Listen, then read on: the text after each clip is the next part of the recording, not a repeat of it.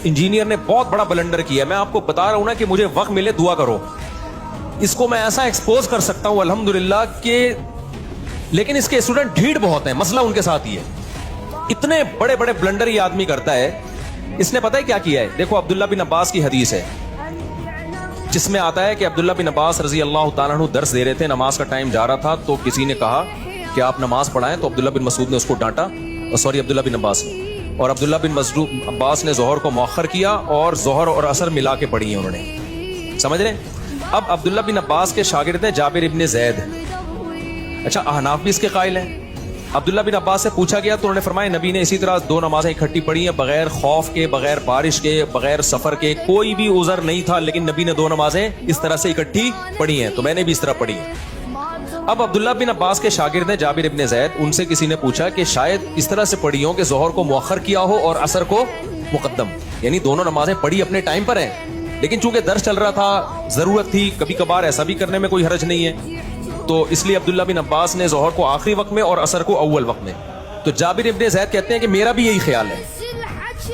अब इससे अहनाफ के मौक़िफ़ की तायीद हो रही है कि कभी अगर कोई उज़र हो तो अव्वल वक्त में पढ़ने के बजाय आप जोहर को आखिर वक्त में ले जाओ और असर को अव्वल वक्त में ले जाओ।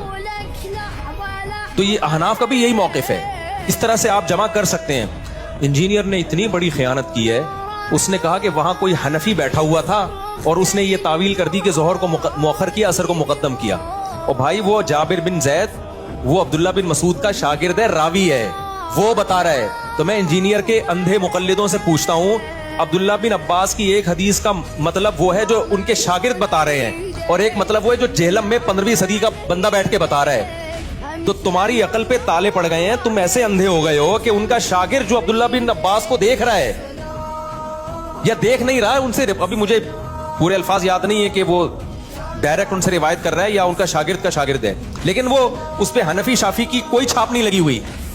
वो बयान कर रहा है कि ऐसा ही हुआ होगा कि जोहर को मुअख्खर किया और असर को मुकद्दम किया है। उसको ये कह के इसने टाल दिया कि कोई हनफी बैठा हुआ था, उसने ये तावील कर ली, और ये सारे अंधे बैठे हुए हैं और कह रहे हैं हाँ कोई हनफी बैठा हुआ था उसने।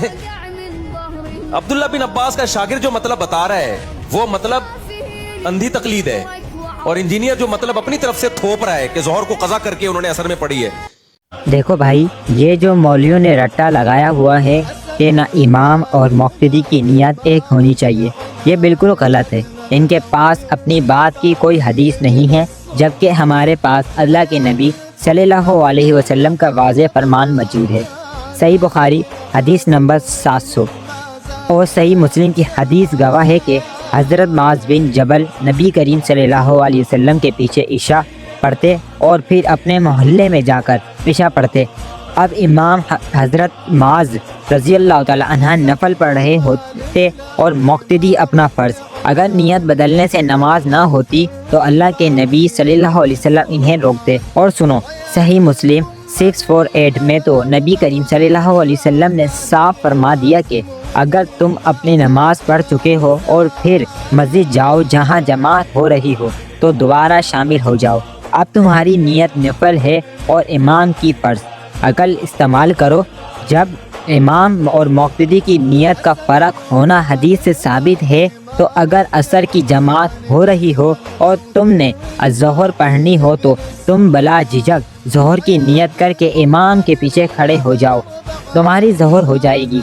इसके बाद अपनी असर कंप्लीट करो। दीन हदीस पर चलता है, इन मौलवियों के खुद साख्ता मिसालों पर नहीं।